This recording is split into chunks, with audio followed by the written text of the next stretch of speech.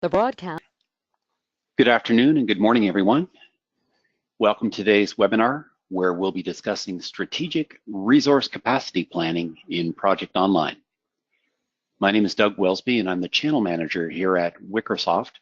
I'm also joined by Jim Patterson, a senior account executive working out of our San Diego offices at Wickersoft.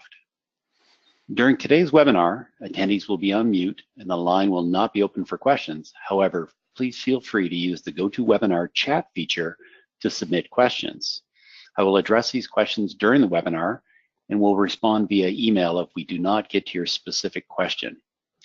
If for some reason you get distracted or pulled away from the webinar, no need to worry. We'll be emailing a link to the presentation once it has been posted to our YouTube channel. I'll now turn the presentation over to Jim, who will be handling the webinar. Jim? Thanks, Doug. I appreciate the introduction and welcome everybody. And thank you for joining us for our topic on strategic resource capacity planning in Project Online. Let's get started by talking a little bit about the topics that we're going to cover today. Some of them we're going to go over some resource management concepts that tee up what we're going to show you later on. We'll then talk about resource planning in Project Online and how Wickersoft's OnePlan and its resource management capabilities extend those capabilities to provide even more robust capabilities. And then we'll have a demonstration of those capabilities within the solution. And then we'll wrap up with some summary, some next steps, and some special offers for those of you that have registered and attended. So with that, let's get going. So not to get too fundamental, but if you look at a basic what is resource management definition, it really is the efficient and effective deployment of an allocation of an organization's resources when and where they are needed, meaning getting the right resources at the right time on the right efforts. Why do we want to even bother with doing this? Well, there's great benefits to be had by organizations if they embark upon this and do it well. Some of those are just resource visibility. Without it, many people have no idea of where people are, where they're planned to be, or where they're actually spending their time so that we can make the best use of those resources. From an increased business value perspective, if we don't have them working on the right things that are bringing the right returns and the right benefits to the organization, then we may be squandering opportunities and diminishing the value to the business. Also, by being more efficient with those resources, we can save us definitely time and money and deliver our projects and work efforts on a much more effective basis from a cost perspective. And also we can increase our project success rates. Oftentimes by not embarking upon a resource management discipline, we oftentimes overcommit or commit to things without really having visibility into whether or not we actually have the wherewithal from a staffing perspective or a skills perspective to deliver what we're committing to. Hence, we can accommodate demand better if we are looking at resources as a dimension all the way through, meaning we get all kinds of demand and requests to do work within our organization, and then we have to parse through that and figure out what it is that we can do and prioritize what we're doing. And we'll talk a little bit about that and show some of that today in the webinar. And just an employee satisfaction perspective, if we really are flying blind from a resource management perspective or have something that's disconnected from all the other aspects, oftentimes we end up burning resources day and night. Employee satisfaction diminishes, and we can often have that reflect itself in turnover, et cetera, which can definitely impact the organization. So if we look at specific resource management challenges, and some of the areas that we see happening a lot is just the concept of resource ownership.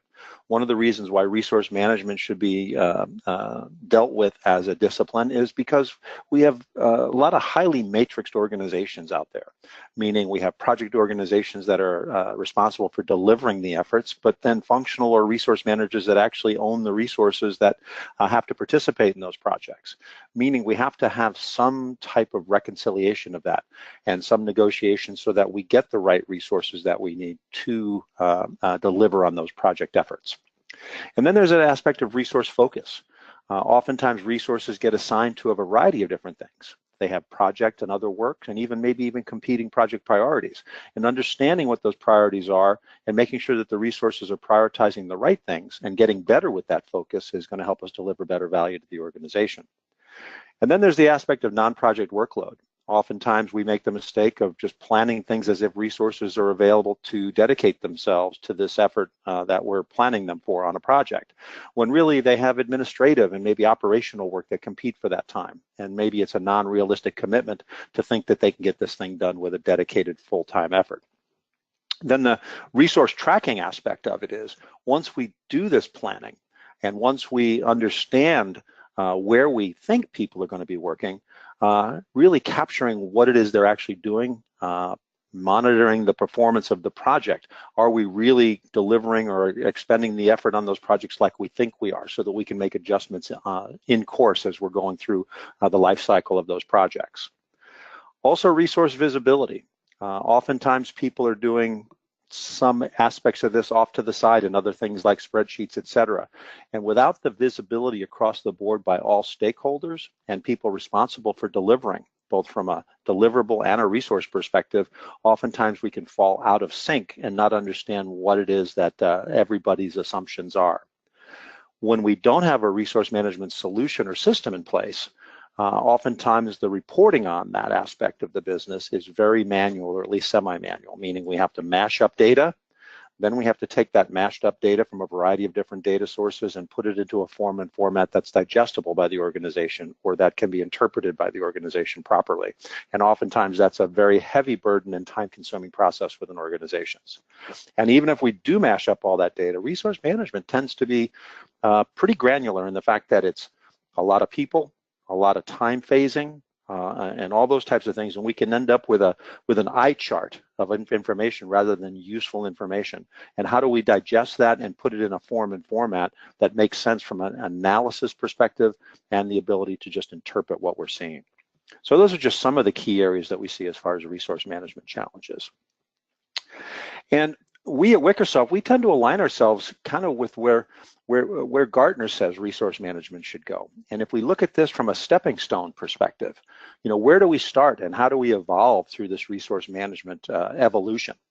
And I think early on, the easiest things for people to tackle, and one of the focuses or the focus of our webinar today, is resource capacity planning. That resource capacity is really the easier to achieve as you go through the maturity of your life cycle and your organization, and from a resource management perspective, in that oftentimes it's higher level, kind of FTE or high level based, and we can actually sustain it a little bit easier because the details are something commensurate with something that we can actually live with as we evolve. Now, resource allocation is taking that kind of higher level capacity plan and really getting the right resources on the right elements, so that we're actually talking about not just maybe generic resource roles and headcount, but more about specific individuals. And that's another layer or another level of detail or rigor in that discipline that people maybe tackle after they master the resource capacity piece. And then resource work management, that's where we're looking at, getting people assigned to specific tasks and work elements, and actually factoring in things like other work that's competing for their project bandwidth, operational work, administrative work, etc. And then teamwork management is really a step up in that higher level of the maturity scale we'll talk about in a minute, where teams get more efficient. They improve the team dynamics. They start improving their velocity and throughput as the way they're working. And it's really about continuous improvement from a team perspective if they're working on these projects. And then personal work management is really about becoming more efficient personally and making sure that our people have the right tools, environments, and processes in place so they can be the best they can possibly be within that. So those are just some of the things to consider as you're looking at this as an evolution. Now, the Gartner Group, they have some very definitive ideas, and it aligns pretty closely with what we're doing and our approaches at Wickersoft, in the fact that as you go through a resource maturity model or evolution in that model, you want to be sure that you tackle things that you feel you can sustain where you're at, but you also want to move the ball forward as far as increasing your maturity as an organization. If we look at a maturity level 2, which is considered a crawl stage, this is where we should be only looking and starting projects that can be resourced, but we're really talking about resource capacity planning. If you look at the color coding, and we're defining high-level project roles and staff, and we're prioritizing the projects and programs so that we're working on the right things, but we're still keeping it pretty high level. It's only when we move over into level 3 where we start moving from that more higher level FTE-based capacity plan down to where we may be looking at the right skills, and we confirm detailed assignments and durations that they're going to be on those things. And we may even go into more of a soft booking of resources to understand where we think people might be before we actually confirm their availability. We're going to show some of that to you today. The idea is to get down to that more granular, detailed pieces, and also the team dynamics and also personal productivity happens at a much higher maturity level. But there's definitely a roadmap and some guidelines as to where you might want to be from this journey. And then as we look at each of those areas, there's dimensions of resource management that we should consider about, one, where we are, where we'd like to be, and then where we honestly think we can achieve in the near term. So for example, in the middle, are we going to be looking at roles only and do some high-level capacity planning, or are we going to do named individual type of resources and specific individuals? What planning and tracking granularity? Are we going to do this down to the individual task level? Are we going to do it at the project level? Are we going to plan out by months or down by weeks? Those are the types of things that we might want to consider. Are we going to look at cost? Do we want the effort, calculating via a rate structure, what the resource effort translates into as far as labor costs for the organization? And do we want to track that within our solution here?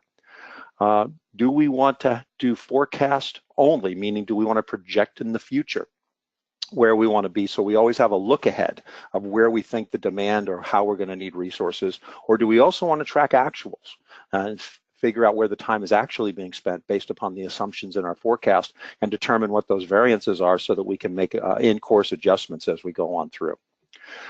Do we want to extend this to governance and prioritization? Do we want to be able to really have this dovetail and be fully integrated into the portfolio management process, so that as we're looking at approving projects and prioritizing those, we get the right resources on the right efforts? But to have that happen, we actually have to have resource management be very tightly coupled with the resource management discipline. And then, as we mentioned earlier on with the resource matrixed organizations, negotiations and approvals of resources may have to happen, meaning you may end up having project managers or project organizations specifying what they need or what types of resources they need, and then the resource or functional organizations telling us who we can actually have in order to fulfill those requirements. So definitely considerations that we should have as we go on through as far as what we'd like to accomplish. Now, Gartner says, from a mature perspective, you want to reconcile both the top-down capacity, high-level capacity planning, with maybe the more bottoms-up allocations as we start assigning people to detailed, discrete pieces of work within our project plans. Today, we're going to focus on the more strategic pieces, meaning we're going to focus on that resource capacity plan and how that translates into allocating the right resources onto those projects. And then, when we do that upfront piece, we're really focused mostly on roles in demand and portfolio management. And if you look at the gray work stream up at the top, we're going to get ideas and requests and other types of intake for our projects. And we're going to do some feasibility on that, and maybe even do a go, no go as to whether or not we should even pursue this, and then invest even further time into plan it to try to justify that project. And that may manifest itself in a business case. And then ultimately those business cases are going to manifest themselves in a proposed portfolio or a, let's just say, a population of projects, active projects and potential projects that we're going to embark upon. And that's where it really starts dovetailing with the resource management process. And in parallel with that, in the blue, we would have identified the generic roles that we have in our organization, determined the quantity or the capacity of each role that we have, identify maybe specific constraining resources and people, the ones that are the hardest to get to understand that those are the ones that might have the most impact on our ability to deliver a whole portfolio of projects. And then we time sequence or stage those projects. And that's where these two worlds meet. And then ultimately, as our governance teams or our steering committees approve these portfolios, they're going to try to match high-level demand to the supply of resources that we have, and then ultimately those going to result in the request of resource allocations for our projects. So as you can see, the whole intake and governance process in a fully functional process dovetails and intersects with the resource management process. So if we really want to understand resource capacity as a discipline, if you look at where these things are converging in the middle, we really want to reconcile capacity with demand. The capacity of what we have versus the demand, and how can we make those two things meet in the middle so that they reflect one another, or one is constrained by the other. Ultimately, on the capacity side, we want to determine how many people do I have that can work on these projects, how much time are they available, or what percentage of their bandwidth do they have that can be applied to these projects, and then what roles can they play, because some people are multifaceted, some people are more one-dimensional. On the demand side, we want to determine the resources required for each and every project, and then as we look at the collection of the projects we're considering, how do we prioritize those projects, and then how do we allocate resources based on role and priority until the resources we have are exhausted, not tired, but just exhausted from a capacity perspective. And then ultimately, if we do this well, on the left-hand side, we want to develop project plans and portfolio plans based upon committed availability. And then ultimately on the right, we don't want to start projects if resources are unavailable, which is hard to do if we don't have the visibility and understand the quantification of all that in the first place.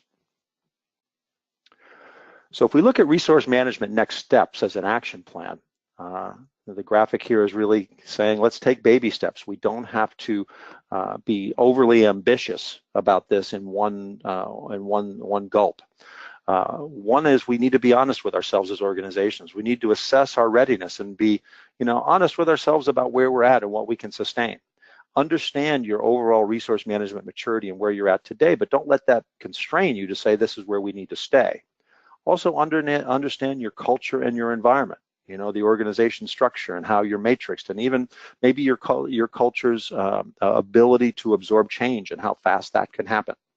But ultimately, you want to build a resource management roadmap, ideally, that can get you to the level of resource management maturity, like we talked about earlier on, that you desire to get to. And then once you've done that, then we can start developing a practical action plan to get to that next maturity level. Just focus on the next step once you have that roadmap. But one of the things that's important is to define your process first. Have a process that's doable with where you're at today, possibly stretching the organization a little bit. And once that's defined, then automate it. You can't automate something that doesn't exist, or if it's really vapor, in this case, then you're trying to automate something from nothing. And the idea is you want to have both of those things work in tandem.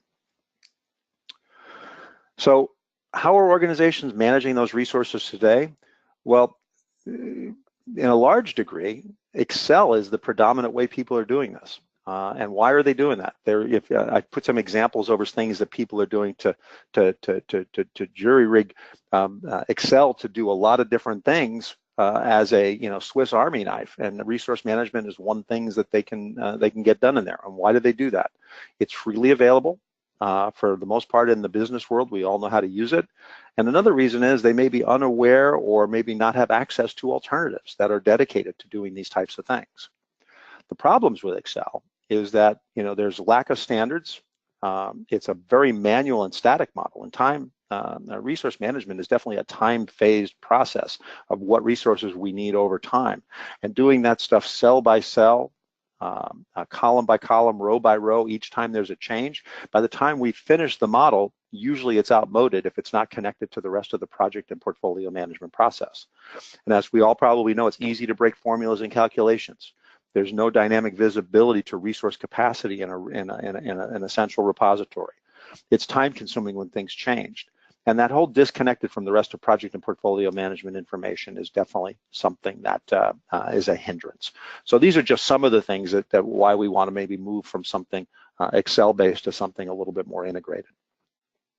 So some transformative options through this in this age of digital transformation is that we want to have solutions where the processes are embedded in the solution itself. We also want to have a central data store, a central repository, so all aspects where resource management is just one dimension of what we're doing from a project, portfolio, and overall work management perspective. And then ultimately, we want this solution to have actionable intelligence so that instead of doing that manual mashup of data I talked about earlier on, that we have information and analysis that comes to us that is a natural output of us just working the process, as opposed to generating that information being a project in and of itself. Now, Microsoft Project Online is designed as that kind of central repository enterprise-based system, and resource management is definitely one aspect that it addresses. It does some top-down and some bottom-up capabilities. It has a timesheet capability in there, but the idea there is that a lot of that is focused on the use of Microsoft Project on the desktop, which is a powerful tool. But there's audiences in a lot of organizations that want to do things more web-based, browser-based today, and have capabilities beyond what's native within Project Online. And that's where we're here today to talk to you about some of those things. Wickersoft's OnePlan is really a solution that Doug's going to demonstrate to you here shortly that allows you to do more visual and web-based, and in many cases drag and drop capacity planning within projects. So on a project by project basis, you can determine what those resource requirements are and match those with resources. And then from a resource manager's capability, be able to plan and manage that capacity organizational wide across all your portfolio of projects and make sure that we're getting the right people on the right time and find out where our availability or constraints are. And then ultimately, what's capacity planning information is very valuable for is that strategic portfolio analysis. Once we go through that higher level capacity plan, then we really have to get into the business of saying, what is it that we want to work on? What's the most important to the organization? And prioritize in a variety of different ways that we'll show you here today. And then ultimately, the dynamic reporting and analytics, we want that to be a set of reports that you can actually analyze and drill into as you need to as a benefit to this and not as an effort that you have to embark upon. Also, just as a side note, OnePlan really takes financial planning in a PPM solution to the next level. And the resource capacity planning that we do within that solution can actually have rate structures that actually drive the labor costs in here without having to duplicate that effort. So with that, I'm going to turn it over to Doug, and he's going to show this to you live, working in an actual system, and show you how that takes place. So take it away, Doug. Great, thanks, Jim. I'm just going to switch screens and show my second monitor here, just to confirm that you can see the screens coming through okay? I can. Great, thanks, Jim. All right, I'm going to walk through a brief overview of Project Online first, and then we're going to step through the OnePlan tool and look at a scenario where we have first submitted a new request for a project. A project manager's workflowing this through his process and examining the resource requirements that he estimates are estimates for the project that's about to be delivered. He's going through a process of proposing this, working out who's going to be assigned to various tasks on this project, even before he or she needs to work through a formal schedule. We don't even know if this is going to get approved yet. Why bother building out a project plan? Let's just get going with some high-level resourcing requirements and estimates first, so that subsequently a portfolio manager and finally a resource manager can walk through and make some decisions around what our resource requirements look like, whether or not we can take on all of this additional requested work, and subsequently get through to some staffing on those projects. So we're looking at here is the new Project Online homepage. I'm logged on as this fictional project manager, Daniel Williams, and I've favorited some of the projects that I'm working on, including this new project, this social networking integration project that I'm proposing we deliver. And we've also set out and designed a roadmap within our organization around new initiatives and implementations of those that we're about to take on within the organization. So this road mapping feature, along with this project home feature, brand new to Project Online, if I click through to the second tab and we see what's happening here, we've added a variety of different initiatives into this proposed portfolio of projects. So we see everything from this health assessment report, the system center audit, and at the very top, I've recently added this proposed social networking integration project, and it shows up in our list of upcoming initiatives and ideas that we have for this particular program that we're focused on.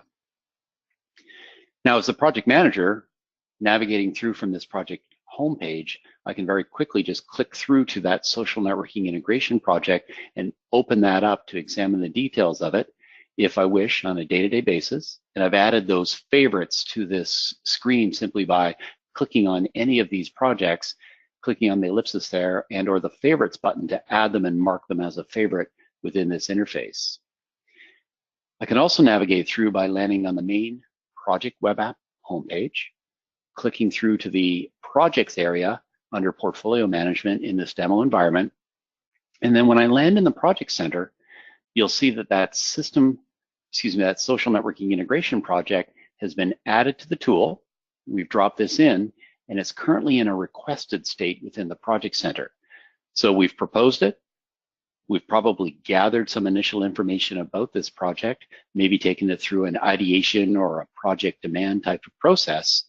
And as we gather that information, we're able to workflow it through this process from first requested and then into approved and in progress. And in that workflow, those states and that status and the progress that you're making is completely configurable based on what your organization likes to do with these new ideas and what your process looks like throughout that new proposals or that ideation type of approach that you have. So if I open up that social networking integration project, I have it open here to show that I currently have a workflow status for that project showing me that it's in the initiating phase. I have a couple of different stages I have to flow through before we start to deliver this project. And of course, as I mentioned earlier, one of those initial steps is doing a high-level resource plan for this project. Now, let's not forget that Project Online does offer that capability to start with a scheduled template for the plan. So if we wished, we could base this project plan on a template, maybe with some best practice work breakdown structure outlined in it, some initial resource allocation against that template. So we can absolutely do that and carry on with that process of reviewing a project once it's been delivered. And if we deliver that sort of project with a regular frequency or cadence, we can then just add that as a template into the system, and new projects based on that template will already have a great work breakdown structure, some tentative or proposed resource assignments against that work breakdown structure, and offers you a good starting point. But what if we don't have that? What if this is a brand new type of project with no outline for the work, and we're just trying to do some high-level resource capability planning around that? So that's where OnePlan comes into place. Within a Project Online environment, as you're doing your resource estimates for this project, what I've done is I've navigated within the interface for the social networking integration project, and I've opened up the OnePlan interface. So now I'm examining the details of this proposed resource plan for this project that we've started to outline within the OnePlan resource planning toolset. So as we look at this view, you'll see that I have already added some resources and some estimates for work for those resources over the period of time that we expect to be delivering this project. So I have a mix of generic resources. I've assigned a business analyst and a project manager to specific tasks. I also have some named resources that are coming from my enterprise resource pool within the Project Online environment. So Adam has been assigned. He may work directly on my team as a project manager, and I know that I'll be able to use him on this project without any resource requests or consideration from other managers or other PMs or other divisions within the organization. But I do need a tester and a developer and these other types of resources for my plan. You'll also see in the interface that we're doing planning here at a quarterly level and budgeting for these resources based on a % allocation. So we can change that with some flexibility in how you do your planning in this resource plan. So first of all, as you'll see, we've set this up to allocate resources on a percentage basis, but we could choose FTEs or hours. So if you look at that tester, I basically said in Q1, I need that tester 75% of their time, 50% of the time in Q2, and 75% again in Q3. The other thing that you'll notice is as I hover over these areas where we have some heat map type indicators showing us green and different shades of green and red, I'm getting indicators about where they have coverage and overages due to other projects as well. So I'm loading him 75% here, but as we'll see later on, we have these resources also allocated across different plans within the OnePlan environment, and the resource manager's role later on in the demonstration is going to be to resolve those. Let's take a look at the dates. We've also selected the interface to view it by quarters, but I could zoom in and go month by month, select this January 2019 to December 2019 time range, apply that, and we'll see now that the interface refreshes and shows us greater levels or granularity details about where these resources are required. So we spread that load out. He was required for 75% in the first quarter of the year, but we can obviously do that right down to a month period. And with that load spread out across those months, we're doing the calculations on the durations of those periods to properly balance the requirements in a monthly, quarterly, or an annual type of approach for planning. So if I want to add another resource to this plan and schedule some work, I can do it in a couple of different ways. I can just hit the plus button here to select a resource, set aside some booking dates, and do some allocations per month or percent or by hours. And adding that allows me to very quickly add a booking that spans multiple periods of time within the plan, or just directly within this interface, I can say I want to add a DBA. It highlights and searches for and finds me that DBA resource, and you'll see he's been added to the plan. And I can step through right now and just say, I want to use that DBA for 50% of his availability in that Q2 period within the plan. So it's as easy as, and very similar to using an Excel spreadsheet for me to go through and say, I'll need him 25% here and 25% here as well. So it's a very straightforward and simple process to add those proposed bookings for these resources. Again, I can add them in one fell swoop or one period at a time as I step through this process to assign that DBA to some tentative periods of time within this resource plan, with the anticipation that a portfolio manager and subsequently a resource manager are going to have insights and visibility into how I'm allocating that resource. There's a couple of other aspects to the interface as well. If I hover over here, you'll see that this is a proposed resource, and the resource manager will be able to switch that to committed. And we can also hide these resource allocations, meaning I'm thinking about using the DBA, but right now it's private. I'm not sharing that with the portfolio manager or the resource manager prior to making that visible and public in a workflow type of approach where these other interested parties, the portfolio manager and the resource manager, will be alerted to that request for that DBA that I've made. So lots of flexibility in adding these types of resources, building out that resource plan. I can change the period of time and the granularity of the bookings very easily.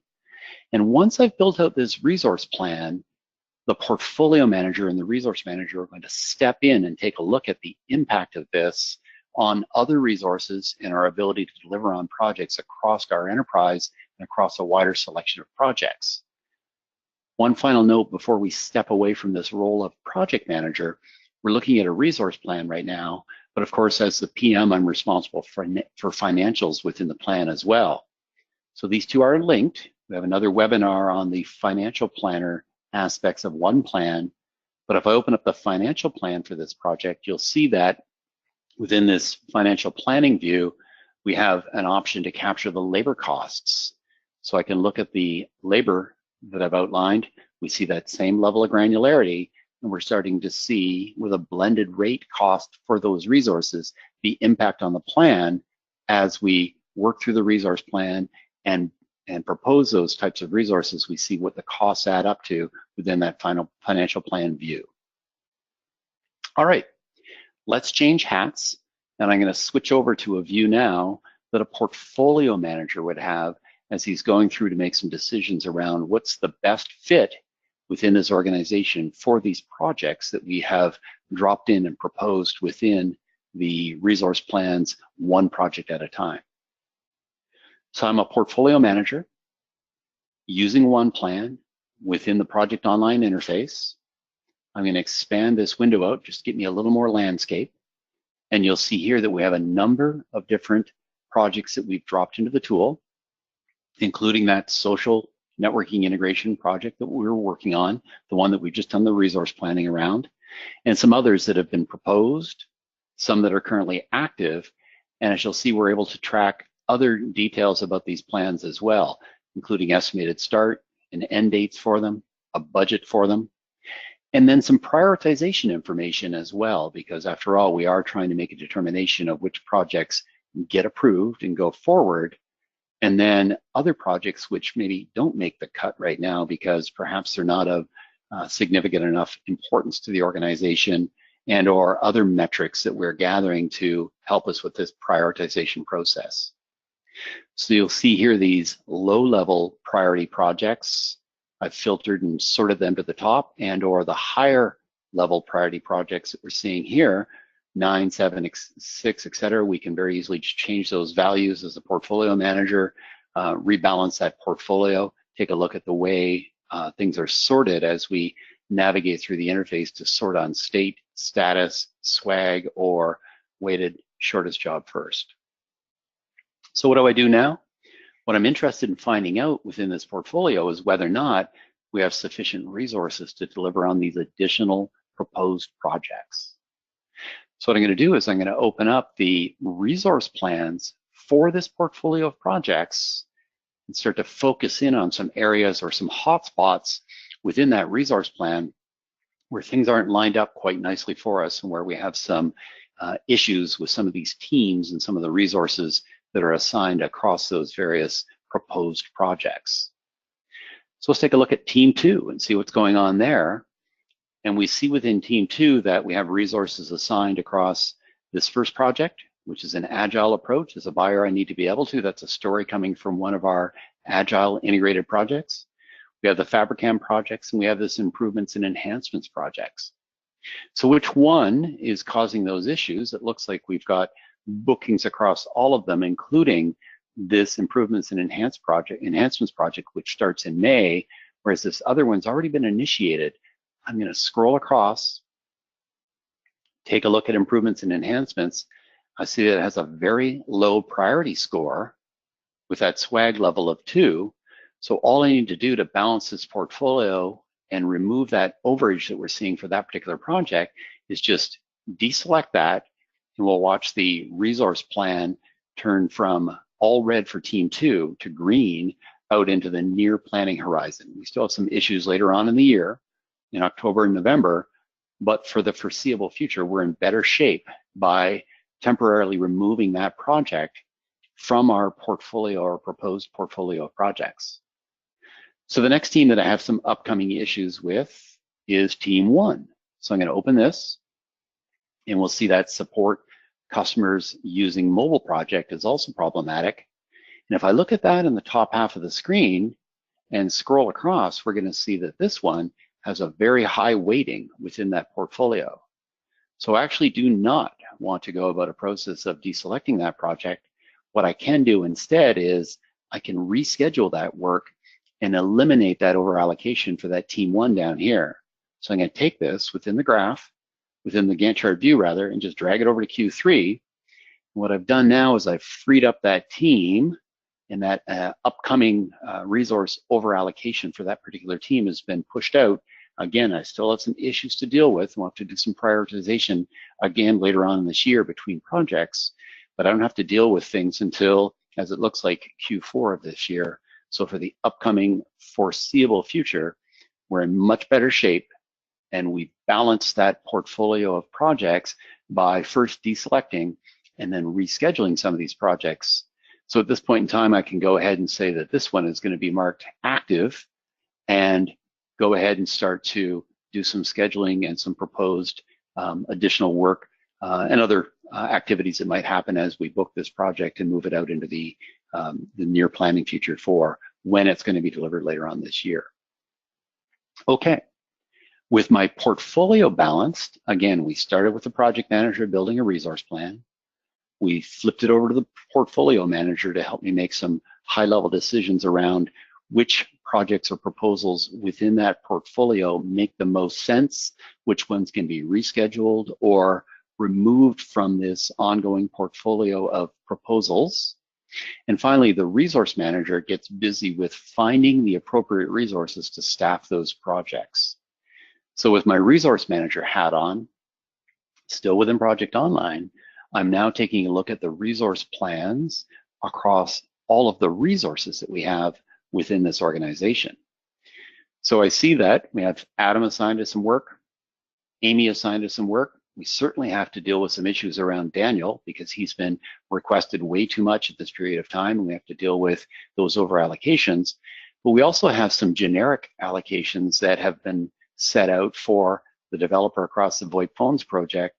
And there's that social networking integration project that we started with originally. So the project manager went through on his social networking integration project. He built out a resource plan and he assigned a developer to that plan for the period January right through to the end of the current calendar year with specific requirements for that developer in that plan.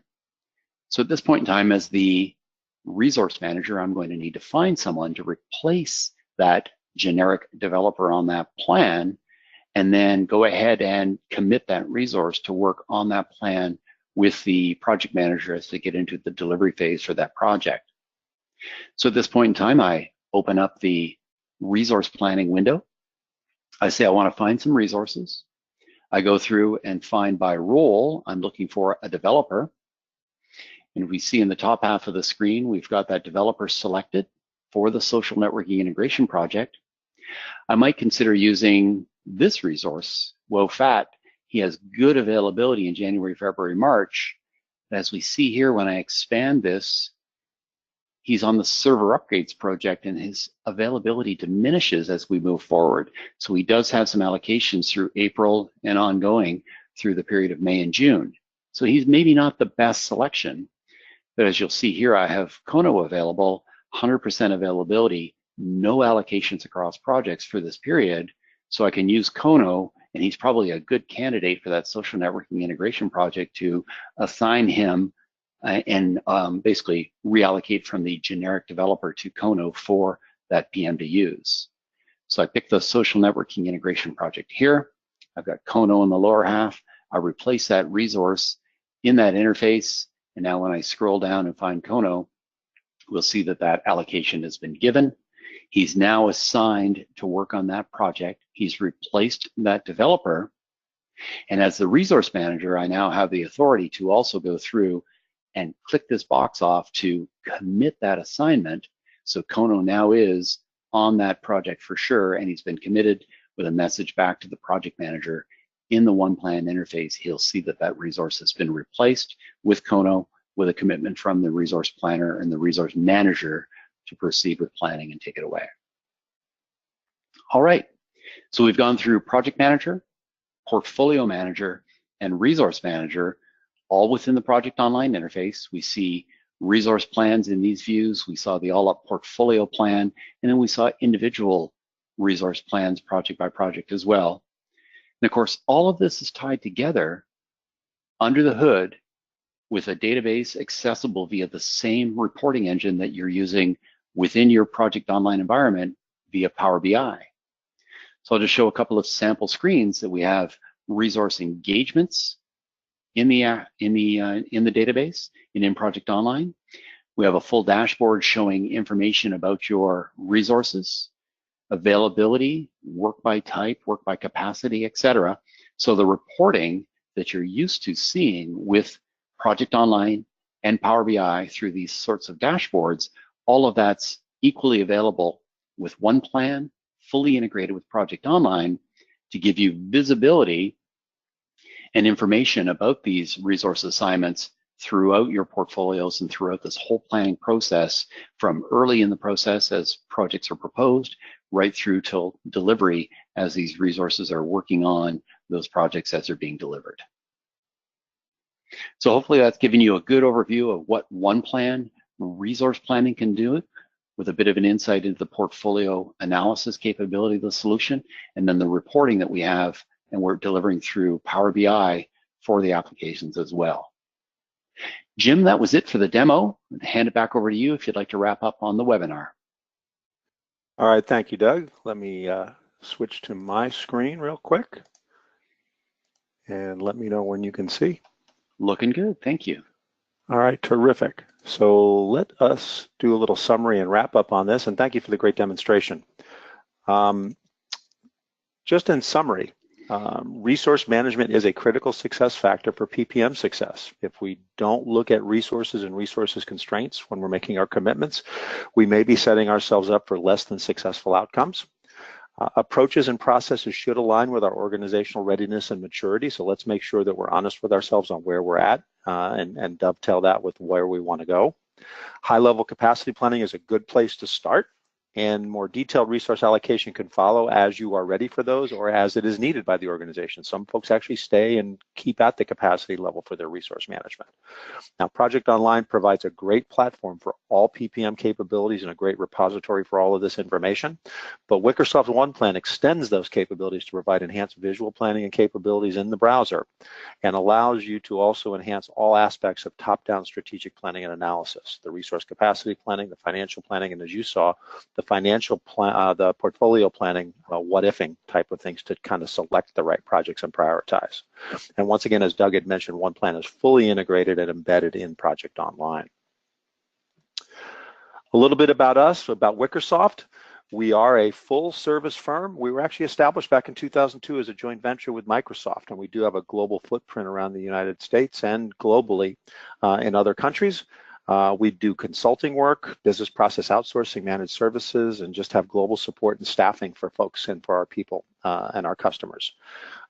We have a solutions practice. As you saw today, we're doing a lot of things on the technology side of things to provide business applications and actually help deploy the Microsoft applications. And we also provide any advisory or consulting services around that to help you in your digital transformation, strategy planning, and change management, or just overall process improvement as you go on through. And then from an operational side of things, we do have contingent staffing if you'd like to avail yourself of that. We do managed delivery for folks, meaning we can help you operationally, and all the training and support for adoption and equipping your people as they go through that maturity journey, we do that as well. We are a multi-gold certified Microsoft partner, and we have a lot of skill sets that can help you in these areas. We focus today on the project and portfolio management pieces in Project Online, but anything around the Microsoft Cloud, whether it be SharePoint-based solutions, whether it be Agile portfolio management in Azure or Azure DevOps, which is Visual Studio Team Services is now called, and even in the Microsoft Dynamics 365, bringing these capabilities into things like professional services automation in that realm. And that's where OnePlan and our OneConnect and OneAnalytics actually help folks extend those capabilities and really tailor these to the business processes they arrive at. From a next steps perspective, if you'd like to learn more, obviously we gave you a very general demonstration and concepts today. We can actually talk to you about potentially giving you a free initial assessment and roadmap of what it might take to get you into these capabilities, or even set you up if you're at that stage where you're seriously considering a free trial of Project Online and OnePlan with chaperoned Wickersoft support through that trial process. Or maybe if it's still early on and you want something a little more specific to your organization, we can schedule a personalized one-on-one demonstration for your organization. Best way to reach us is contact us at wickersoft.com. You can also check out more information about us at us.wickersoft.com or project-online.com. And if OnePlan is your specific interest, project-online.com/OnePlan. We have a rich library of on-demand webinars we've already performed, and one of them includes that financial management piece that Doug alluded to earlier on. And we also have a schedule of our upcoming webinars that's rolling. We always have a few that are coming up that you can sign up for in the same fashion that you got to us here today. So with that, I trust that you got some value out of the information here today. We hope to engage with you in the future and help you on this journey as you go on to resource management maturity and optimization. Thanks again, and hope you're having a great day.